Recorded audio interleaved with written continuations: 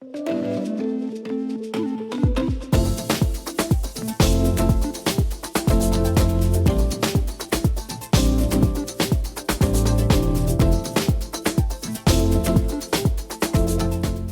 to AB3 Speaks with Monica and Takiyah, the podcast on academic business and branding, where we talk about planning, building, running, and growing a business as Blackademic women who want to share their knowledge with the world.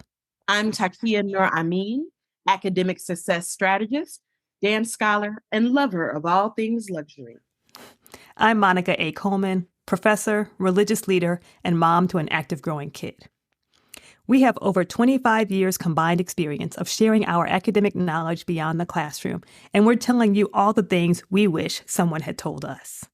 We will share our values-led ways of monetizing your advanced education in today's global marketplace and highlight Blackademic women who are doing this with excellence and flair.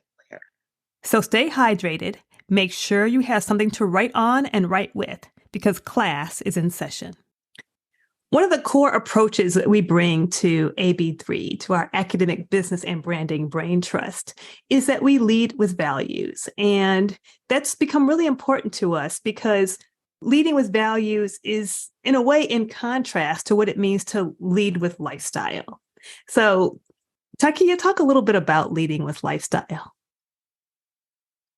Yeah, I think it's great that we're lifting up this topic because for many of our listeners, if you're just getting started with business, and even with for those of you who have had a business for a little while, you might notice when you go out into the wild, wild west of the internet that lifestyle-oriented businesses are a lot of what you find. People who are selling their way of life or their way of being in the world as the kind of centerpiece of their business. We're not naming names, but we have a different approach to that. Part of the reason why we don't sell lifestyle is just because we both believe in privacy and discretion. When you have a lifestyle-based business, often your home life, your personal life becomes the content or fodder that you have to make available to your paying audience. And everybody doesn't want to live that way. Monica and I both talk about strategic vulnerability. We share aspects of our lives that are very relevant to the work that we do in the world or to the experiences that we have attaining the knowledge that we operationalize in our businesses. But there are aspects of our personal lives that we really want to keep personal. Having a business that's oriented around your personal self, your home life, your domestic reality may not be sustainable long term if you have an audience that you have acculturated or made them used to you sharing all your business. Can I give an example of that? Sure. Jump in. An example that's come up a lot. Maybe let's say 10-ish years ago, 10, 15 years ago, the mommy blogging business was big, right? And that's literally a category, the mommy bloggers, right? And God bless them because they had all types of information on their blog that helped me when my child was young. And so there were mommy blogger conferences. People were blogging about what it was like parenting these young children as they grew up. They had the pictures, they had how are we feeding them? How are we dressing them? All the things. And then guess what? Those kids, those babies become preteens, and they are not cool with you putting their stuff all over the internet. And if you look at the people who are the major mommy bloggers 10 or 15 years ago, they're not mommy blogging anymore. They have all pivoted and moved into something different because their kids are like, what you will not be doing is putting me and I have lots of things I'm thinking about teenage self all over the internet, all over your blog, all over your Instagram. They don't want you taking pictures. They don't want you hugging on them. They don't want you talking about, they barely want to be associated with you as they become teenagers. And so that was not a sustainable right thing to do unless you just kept having children. But most people stopped at a certain point. And so I'm not saying this in a bad way, because I love the way, and many mommy bloggers are my friends and my colleagues. I love seeing how they've pivoted into other strengths, into other gifts, into other abilities and competencies they have, and how they are offering those things to the world. But they had to do it without telling as much about their family and telling as much about their children. And when you base your business on that, it's a bigger pivot, right? It's a much bigger pivot than if you're not operating in that way. And so for those of us who are academics, especially, right? Most people don't know much about what we do anyway. So just sharing what it is we do as academics is fine, because it's kind of invisible work in a lot of ways, right? How many people think that we just be chilling all summer? Right? That we just, we show up, we teach, we work 3, 4, 5, 6 hours a week, and we don't do anything else, right? A lot of what we do can't be seen, right? It's not demonstrable. It's not sexy. So there might be this temptation to show kind of the lifestyle, right? And how glitzy it can be. But we want to lead from somewhere else. Yeah, I think the key issue here that we want folks to understand is that when you build your brand around deeply personal and intimate details about your life, that becomes the core part of the brand, and that becomes what your audience is used to. And it's a much more difficult pivot to make if you ever decide that you want to build discretion and privacy back into that brand. People get used to you telling all your business and giving all those intimate details. And then if you try to make a pivot, it's much harder to do that. For those of us who are Blackademic women, it's important, I think, to lift up that we can, and many of us are, building brands that are about our knowledge and our expertise. We have sacrificed a lot to get to where we are, and we've honed our knowledge and experience over years. We've spent money, we've lived in undesirable cities, we've often moved away from friends and family. We want to amplify our knowledge and allow that to speak for us in the marketplace, not our sort of personal business. So that's one of the reasons why, even with the proliferation of lifestyle-based brands, we encourage folks in AB3 to build businesses that amplify their knowledge and expertise. And for us, it's really important to lead with values. And part of that involves dreaming. And sometimes we don't take the time to dream. We think of daydreaming as child's play, as being non-productive, right? As being something you do when you're idle. But we really want to remind us to dream the big dreams. What do you want for your life? Now, a lot of us are used to this kind of career planning, right? In 5 years, I'll be here. In 10 years, I'll be here. These are the 3 steps to the 5 steps to tenure, or to that promotion, or to that administrative position, right? And that is all fine and good. And that's not what we're talking about. We want you to really dig into who you are and what you care about, and not just the dream you have for your, let's say, your financial goals, your career goals, which are great, but for the world you want to live in, right? We want to do this big dreaming, what Takiyah often calls world making, right? What matters to us? If we could change the world, what would the world look like? Because we really are transformers, right? We are catalysts for change. We don't teach because we have nothing else to do.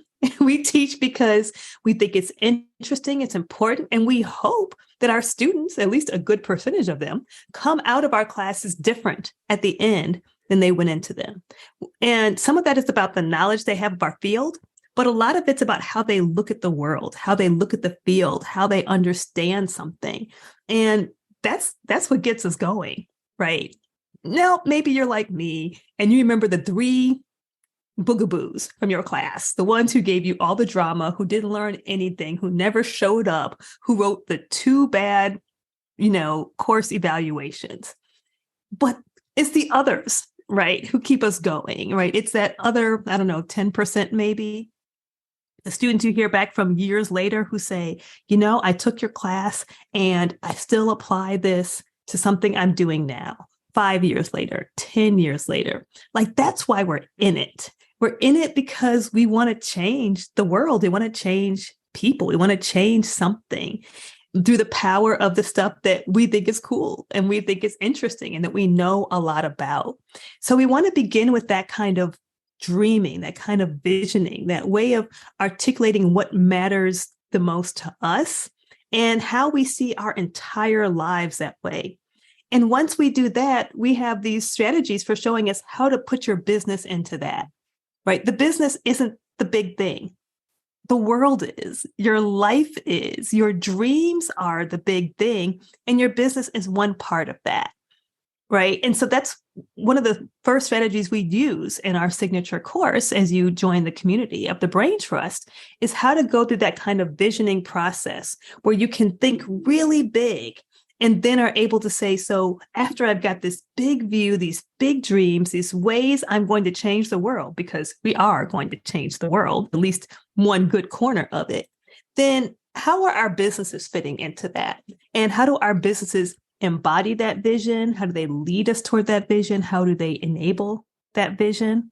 And it's fine if the details change over time. The course offerings will not be the same 10 years ago as they will now, as they will 5 years from now, because the world changes, technology changes.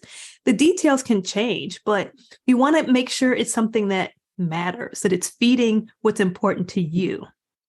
It is feeding your vision, it's feeding your dreams, it's feeding your goals. And that way you're always going to be motivated, even if you change the details of what's happening. I think one of the core pieces to remember is that I do think of building a business as world making. You are crafting your corner of the world, and you have the right responsibility and the gift, the blessing, some might say, to put in that world what you want to have there. Your business doesn't have to look necessarily like anybody else's. Okay. You don't have to do what the three other entrepreneurs you read about last night are doing. Your experience is unique. Your knowledge belongs to you, and you are choosing which aspects of it you want to operationalize, monetize, and share with the world. So when you're building a business, you put into that business what you want there, right? This is your world. Maybe your world includes consulting and strategy. Maybe your world includes document development. Maybe your world includes speaking engagements. Maybe your world includes writing. Whatever it is, it's your world, it's your possibilities, and we want to position you to breathe life into that as much as you want to, and to do it in a way that's in alignment with what you really believe. What do you really believe about yourself? What do you really believe about the world that you want to see come into being? And how do you want to contribute to that? The details of that are going to shift over time as you grow, develop, and change. But if you're clear about your values, you always have something to come back to. That vision, those values become a point of orientation. They're like a compass, pointing you into the direction of your future. So while your career might change, where you live might change, the ways in which you think about yourself as a person may shift and expand over time. As long as you're clear about your values and you're breathing life into them, that's going to be the power behind your business. Are there other nuts and bolts that you need? Well, of course. We'll talk about all of that. We talk about that in the Brain Trust. We talk about business structure and taxes and filing and staffing and all of those nuts and bolts that you have to think about as a business person running something in the world. But there are lots of people who are clear about those pieces who don't think at all about values, who haven't clarified their vision. And this is why they have a new business every 6 months, every 2 years, every 6 weeks, because it's not anchored or grounded or oriented around anything. And so when we're working in AB3, one of the very first things that we do with members of our community is walk them through how to clarify their vision and articulate their values in a way that is clear, bold, and direct, so that they're building a business around what matters most. It starts with you, it ends with you. This is about you breathing life into your corner of the world and doing so through a values-led, sustainable business that amplifies your knowledge in the world. I get so excited talking about this. I feel just effervescent about it. You know, as you were talking, I was like, it's your thing. Do what you want to do, right? Because when we talk about this visioning, we say it's a private document. This does not need to be something the whole world sees. It doesn't have to go on your website if you even have a website. This is your internal compass, right? And it does not have to be shared. You might share it with people closest to you. You might share some details with your staff if you have a staff, but it's for you, right? This is something that is going to guide and orient you. And another reason why we think it's important to do is because we are multi-talented people, right? We are in a profession that expects us to be not just competent, but fairly adept at teaching, writing, and research. Those are three different things. And that doesn't even include service, right? Administrative duties that we all have in some form or another. And we all can do some of them. We might not like all of them, but we all can do them.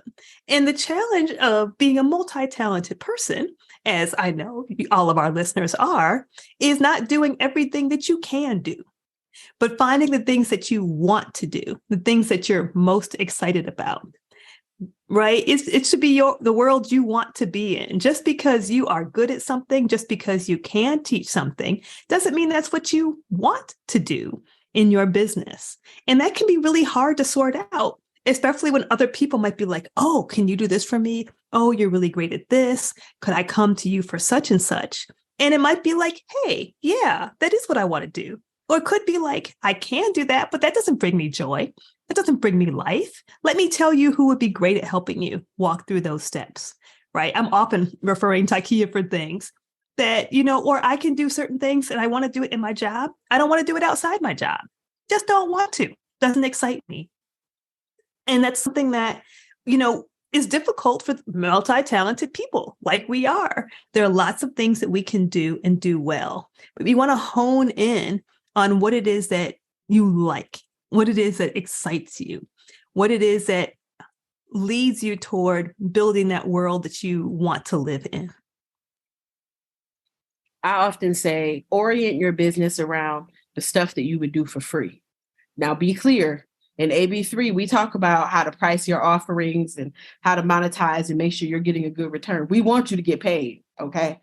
I'm over here, the queen of luxury, and luxury costs coins. And listen, myself and Monica, we want you to get to the money, okay? What do the kids say? We want you to get the bag, all right? But what would you do for free? What would you do if we woke you up in the middle of the night out of your sleep? What excites you? What are you always reaching towards? What turns you up and on about your work or your knowledge or the piece of your professional skill set that you might offer to the world? There are lots of things that I know how to do, but they don't all excite me. Okay. I know how to wash dishes. I do not want to wash dishes in my business. Okay. I know how to scrub a floor, which is honorable work, but that's not work I want to do in my business. Right? I know how to review grant proposals. I don't do that work in my business. Right? There are certain things that I might do as a part of my job that are not at the centerpiece of my business. What lights me up and turns me on is complex problem solving. And the work that I get to do as an academic success strategist requires me to lean into that every time I'm working with a new client. And it makes me happier than I even have words for. I love doing that work. I love helping people. I love solving problems. I love helping people align with the knowledge, wisdom, and resources that they need to succeed. It makes me happy, and I'm very comfortable doing it in a way where I don't have to be out front. I'm happy to be the invisible hand kind of behind the curtain, making things happen. I find it deeply satisfying. Okay. I know that about myself. So I've built my business in that way, that it lets me do what brings me joy. There are aspects of the work that I do professionally that I am adept at and I am effective, but it's not necessarily joyful. So I bring joy as a value, right? That's going to be a part of the centerpiece of my business. All I'm putting in here is what makes me happy, what makes me effervesce, what makes me light up, right? And can I do it in a way that amplifies the skills I've developed over the years and all the debt that I got into when I was getting a master's degree and a PhD and moving away from home? Yes, that's the sweet spot, right? How do you bring together those pieces of your own being that are joy-filled and excited and also skillful and knowledgeable, and allow that to sit at the center of your business in a way that is informed by your vision for the world and your deepest held values? That's the place that we come from in AB3 when we are talking with our community members about building, growing, and sustaining their businesses. And so because we're grounded, right, in these values and in this vision, then the business comes next, right? The business comes after that. And this is something else that we like to think makes us a little different than some of the other voices that are out there, is that some entrepreneurs are entrepreneurs for the sake of being entrepreneurs. They just like selling things. And no slight, no shade, right? It's not like it's a bad thing. There are people who were selling candy bars when they were 7 and had a different business when they were 12. And by the time they hit 18, they were making money doing such and such, right? And that's the journey for many people who identify as entrepreneurs. And so to change businesses even drastically is still in line with what they want to do, because it's the business part that they love. It's the selling that they love. It's the growing a business that excites them, and doesn't really matter as much what that business is. And for us, that's not where we're coming from necessarily. Yes, there's a business side, and yes, it's important, but the grounding is our knowledge. The grounding is our vision, right? So we're in it because of what we're excited about, because of the content. We're very content driven. It's just still so funny to me that there's a whole thing out there called content creators. I'm like, content creators? We're content creators, right? We write articles, we write books, we conduct research. That's content. We be creating it. We get in front of people and teach them things, right? Most of which are lectures. Our lectures aren't just hanging out in the world. We can't download lesson plans for our classes. Like, we're content creators. You got a whole name for that? That's cool, right? Because and we don't have to think, how do I create content? What should my content be about?